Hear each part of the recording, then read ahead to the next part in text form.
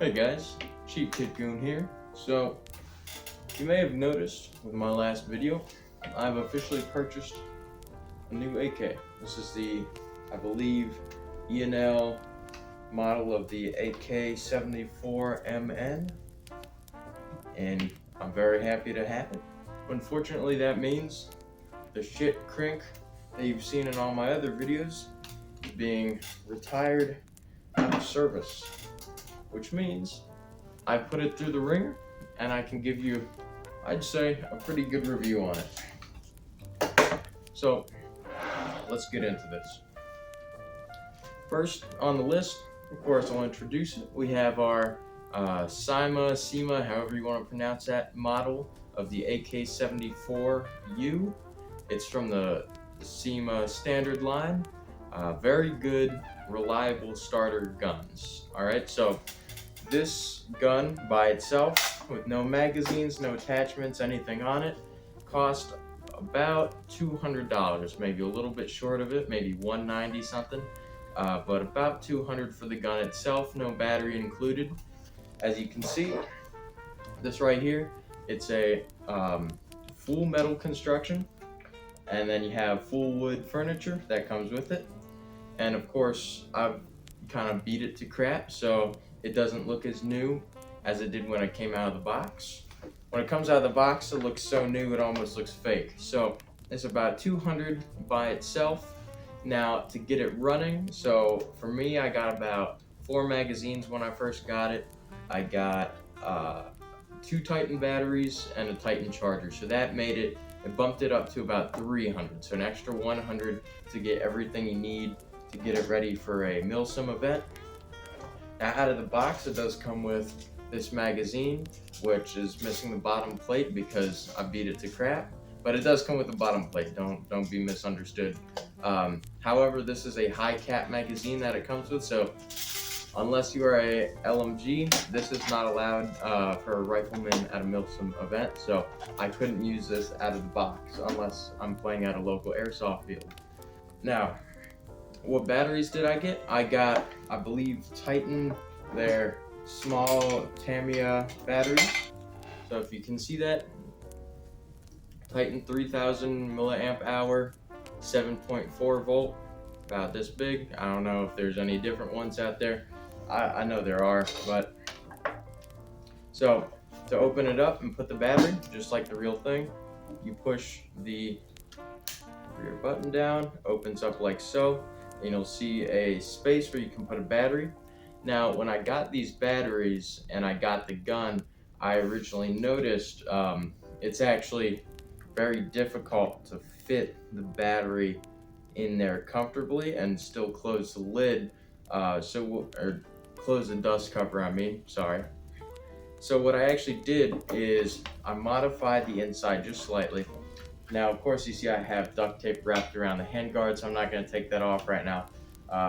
But I took a file, and in this front piece here, where the dust cover is attached, I filed it out just so slightly so this can slide in comfortably, let's see, just like so, and fit in the space under the front top handguard, and it closes just like that. Of course, you connect the battery and all that. That's how I did that. So you don't have to get any special batteries. If you find out those don't fit, you can just file it down just a little bit and problem will be solved. Let's see. Now, is it reliable? I'd say it's very reliable. At least for a starter gun that costs about $200 out of the box, it's very good. I've used it at least for 2 years now. I've taken it to 2 MilSim West events. I've put it through the ringer, local airsoft with my friends, just beating it around, going to events, other things like that. Put plenty of rounds through it. It's always operated just fine.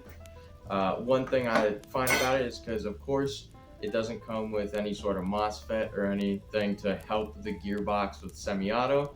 So usually I recommend on this gun specifically firing mainly full auto or bursts in order to keep the gearbox functioning as it should, because the semi-auto function down there it's all right, but you can hear the gearbox time to time struggling with it. You don't want to mess things up on the inside, especially because I'm not an airsoft technician, so I couldn't tell you how to fix that. So for the price you get, especially as a beginner, very reliable. It's a good gun. I see a lot of other beginners with like Rust 4 kits and stuff and militia kits running this gun because it is a good cheap option to get into things. Now, what kits you can use it in, you mainly militia kind of kits, especially if you're going for very cheap, very poor looking stuff. This is a good gun for that. You can see I've got it weathered down, still has all the original stuff on it, flashlight taped to it like a hobo, you know, all the metal scratched up, all the paint, has some mud and all that on it, lovely stuff on it. And flashlight demo for you.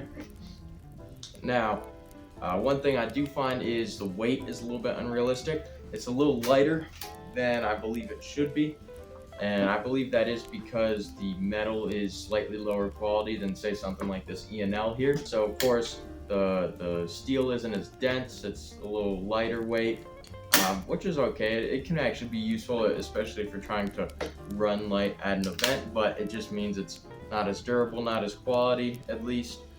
But it gets the job done.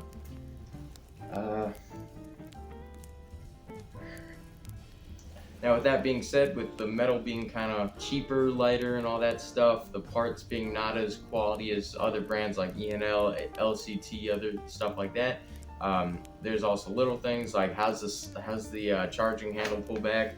So in order to access your hop-up, like all other airsoft AEG AKs, you pull the charging handle and you can access the hop-up right through there.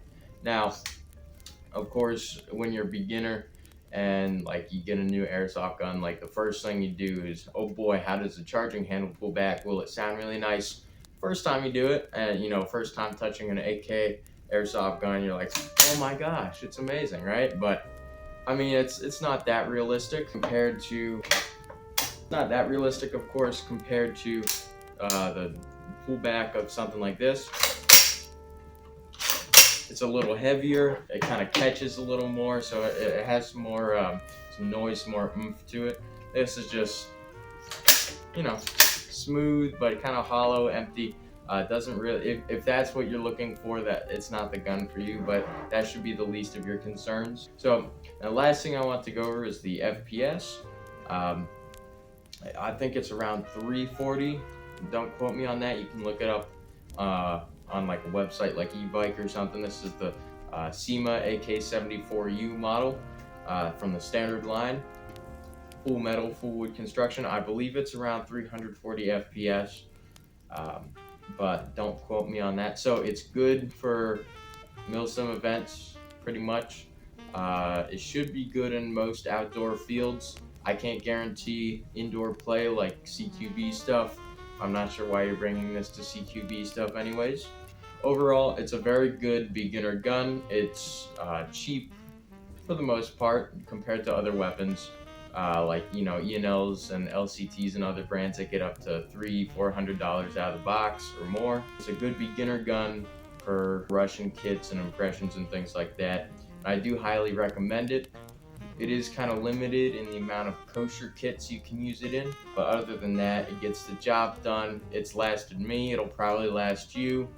Just make sure to give it some love, give it good batteries, and take care of it, and you'll end up with a good gun, and just from there, upgrades, people, upgrades. Anyways, that's all I'd like to talk about today. Stay cheap and stay gooner.